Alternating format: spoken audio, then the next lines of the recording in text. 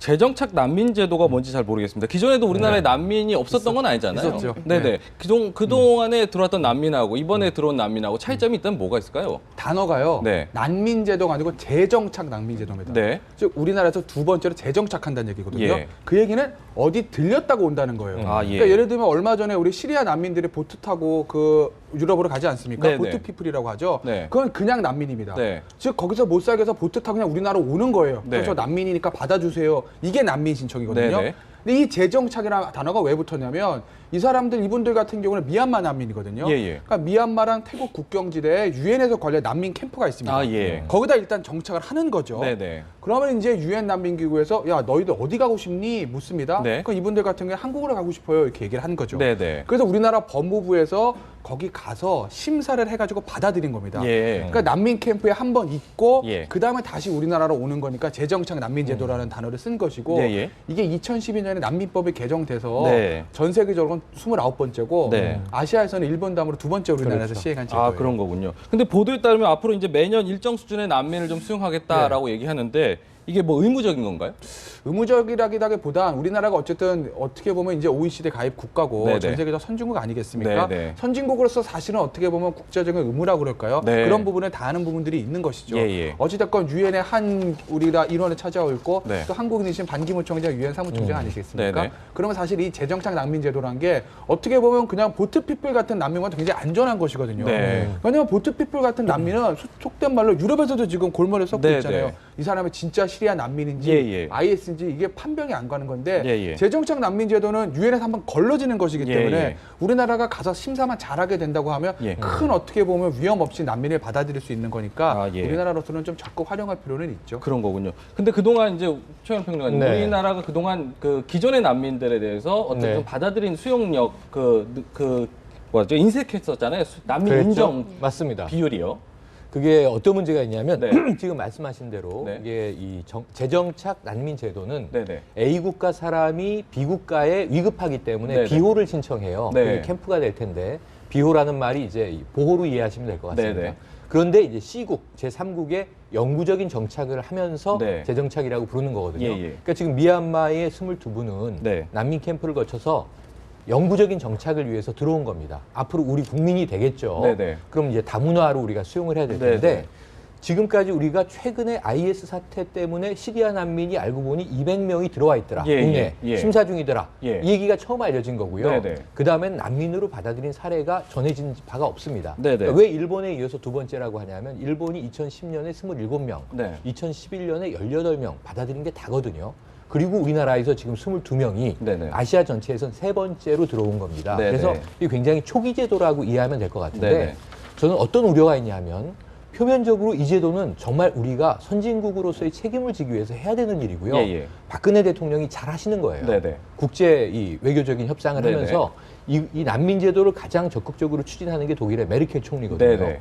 다만 그 자국 내에서도 또 극우 세력들이 네네. 난민 반대, 예. 또 인종적인 차별 예, 예. 문제가 많이 발생하는데 유럽, EU는 다 지금 난민을 쿼터제로 받기로 약속을 하고 있습니다. 예, 예. 다만 이제 자신 나라들의 내부적인 분위기에 따라서 많이 받느냐 적게 받느냐. 네. 미국에 대해서도 이 쿼터를 압박하고 있어요. 네네. 그러니까 지금 법으로 정해지진 않았지만 네. 추세는 가고 있어요. 우리도 여기서 우리만 빠질 수는 없는데 네네. 문제는 내부적인 배타성을 어떻게 극복할 거냐. 이게 네네. 중요하거든요. 예, 예. 결혼해서 개별적으로 들어오신 외국인 분들 예, 예. 다문화 가정에 대해서도 우리나라가 아직 차가운 게 현실이거든요. 네네. 그래서 지금 국내의 많은 NGO들이 이 재정착 난민을 받기 위한 준비를 하고 있지만 네네. 가장 고충을 토로하는 게 뭐냐면 사회적인 인식의 문제입니다. 예, 예. 우리 사회가 통합적인 포용력을 발휘하지 못하면 예.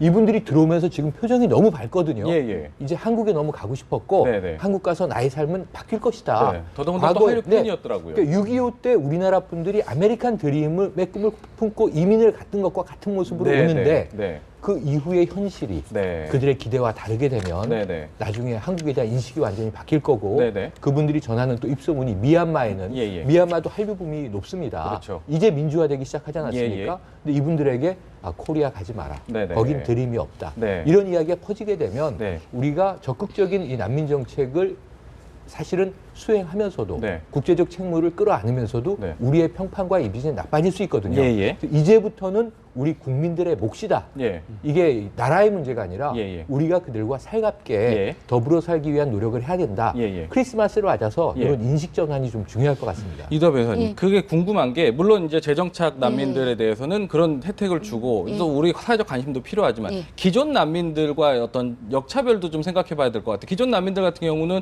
우리나라에 들어서 취업도 안 되고 네. 자녀들 학교 보내기도 네. 좀 어렵고 막 이런 부분도 지금 사실 문제가 되고 있잖아요. 예, 지금 말씀하신 것처럼 우리가 이제 유엔 난민 협약에 본격적으로 가입한 게 이제 92년 정도 됐거든요. 네네. 그리고 사실 난민법이라는 것 자체를 아시아에서 처음 시행한 건 우리나라입니다. 네네. 2013년에 난민법을 만들어서 시행을 하고 있지만 네. 사실 그 난민 심사 기간이 기본적으로 한 2, 3년이 돼서 네. 다른 나라보다 긴 건 사실이에요. 뿐만 아니라 난민 인정률이라 그랬죠. 좀 전에 앵커께서 네. 지적하신 것처럼 재정착이 아니라 우리나라에 우연히 먼저 들어오게 돼서 예. 자기 나라, 자기 원래 보호국을 떠나서 우리나라에 와서 난민 신청을 했을 때 그 인정해주는 비율이 네. 보통 난민 협약 국가는 한 38% 정도 된다 그러는데 네. 우리나라 한 4%밖에 안 됐었습니다. 네, 네. 그러니까 이게 아마 이제 우리가 단일 민족이고 하니까 네, 네. 다민족 이렇게 다른 나라 민족을 받아들이는 데 대해서 조금 그런 것도 있고 또 네네. 사실 우리가 전란도 겪고 이런 여러 가지 사정이 있기 때문에 또 인구 비율도 높은 편이죠. 인구 밀도도 높고 하니까 네네. 여러 가지 사정이 있었겠지만 네. 이제 유엔에서 요청하는 것도 있고 우리의 경제적인 수준이나 그리고 개방 정책 이런 걸 다 고려했을 때는 인도적인 그 난민에 대한 인도적인 제도 정착이 우선시 돼야겠죠. 네네. 근데 지금 말씀하신 것처럼 재정착 난민들은 우리나라에 오면 세금도 내고 네네. 사실 일정 정착을 해서 여기 적응을 하면 사회 발전에 기여를 할 수 있습니다. 예, 예. 그래서 이런 부분까지 포함해서 국민들의 인식도 바뀌고 또 네. 저희가 제도가 기본적으로 마련이 돼 있으니까 난민 인정률이 좀 높아지는 네네. 그런 걸로 이제 인식이 변화되고 제도도 거기에 맞춰서 좀 제도 운용도 해야 되는 네네. 그런 숙제를 이제 안게 된 겁니다. 네네. 근데 좀 전에 말씀하신 것처럼 우리가 왜 이 부담이 있냐면요. 뭐 여러 가지 위상도 있겠지만 북한이 혹시 무슨 일이 생겼을 아, 때 예. 급현 사태가 벌어지거나 이랬을 때 북한 이탈 주민들이 난민이 될 수도 있고 예, 지금도 일정 부분은 태국 그렇죠. 같은 데 가서 그렇죠. 난민촌에 있는 분들이 계시거든요. 예, 예. 그분들 우리가 모셔오고 이렇게 하는데 네네. 그렇기 때문에 이게 상호적인 거죠. 네. 이제 나라는 사람이 그러니까 유럽 대륙은 하나 뭉쳐져 있는 것처럼 섬이 아니고 대륙이잖아. 네네. 이런 것처럼 우리도 우리나라 사람도 그리고 우리나라라는 나라 자체도 다른 나라랑 떨어져서 있을 수는 없거든요. 네네. 이렇게 상호적인 작용을 생각해서 난민 제도를 운용할 필요가 있는 것 같습니다. 네네. 김태현 변호사님께 네. 마지막으로 하나만 좀 더 여쭤볼게요. 지금 보면은 아까도 말씀하셨지만은 그 유럽하고는 좀 우리나라에 들어온 난민들이 좀 다르잖아요. 그쪽은 아무래도 시리아 난민들이 좀 굉장히 많고 그쪽 사회 문제가 되고는 있지만 우리나라에 주로 들어오는 난민들은 어떤 분들이 이렇게 주로 많이 들어오나요? 이번에 미얀마 분들이고요. 네. 뭐 그냥 이 재정착 난민제도 말고 그냥 난민 신청회 같은 경우 시리아 분들이 얼마 전에 난민 네네. 신청한 거 보도되지 않았습니까? 네네. 그러니까 중동도 많고 특히 우리는 동남아 쪽이 많지 아무래도 네네. 미얀마 쪽도 지금 상황이 물론 뭐 수지 여사가 그렇게 하긴 했지만 어쨌든 네네. 군사 정권에서 탄압받은 사람 많이 오지 않습니까? 네. 동남아라 네. 이쪽 중동 쪽에 역시 집중이 되고 있는 것 같아요. 네. 근데 문제는 네. 그 난민에 대한 우리의 인식을 바꿀 필요도 있는 거 하나 있고 네네. 난민이란 것들 또 난민도 난민 그 다음에 또 예를 들면 뭐 해외 이민자 같은 네네. 어떤 다른 민족 국가에 대한 우리 인식 자체 왜냐하면 네네. 그게 어떻게 보면 우리에게는 기회일 수도 있어요. 그렇죠. 그러니까 미국이란 나라가 경제 성장이 계속되는 이유가 거긴 고령화가 없습니다. 네네. 왜 없겠습니까? 계속해서 들어오는 그럼요. 거죠. 계속해서 이민자들 들어오기 때문에 젊은 노동력이 계속 쌓이고 있거든요. 네네. 메르켈 총리가 시리아 난민에 대해서 관대한 이들 중에 하나도 독일의 부족한 노동력을 예. 고령화를 그거로 막아보자는 그런 경제정책적인 어떤 노림수도 있거든요. 예, 예. 그러니까 우리도 약간 그런 발상의 전환이 필요하다. 네. 난민이든 해외 노동자든 간에 다민족 국가가 결국 어떤 의미에서 뭐 잘 받아들여서 우리 사회를 포용만 하게 되면 네네. 그게 우리 경제 성장률의 원동력이 될 수 있고 노동력의 공급책이 될 수도 있으니까 네네. 그런 부분에 대한 사회의 어떤 인식, 인식뿐만 아니라 제도적 뒷받침도 필요한 시점이라고 봐요. 지금 난민뿐만 아니라 우리나라 지금 안 그래도 말씀하셨지만 그 고령화되고 있고 일자리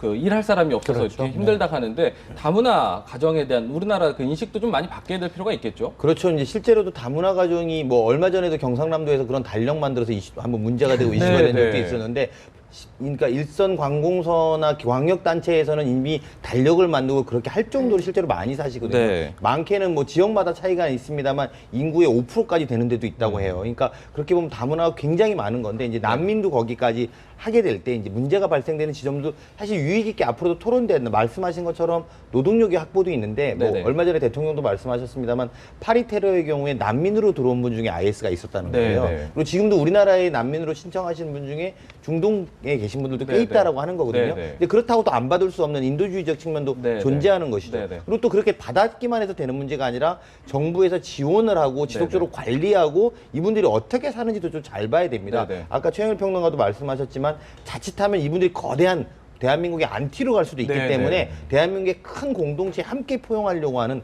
그런 노력이 좀 동시에 병행돼야 되고 네. 정부도 거기에 걸맞는 후속 뒷받침이 좀 이루어져야 되지 않을까 생각이 듭니다. 더불어서 우리나라 그 국민들의 인식도 좀 같이 국제 수준에 좀 맞았으면 좋겠다는 생각을 해봅니다. 이번 주제는 여기까지 이야기 나눠보고요. 그 다음 주제 알아보겠습니다.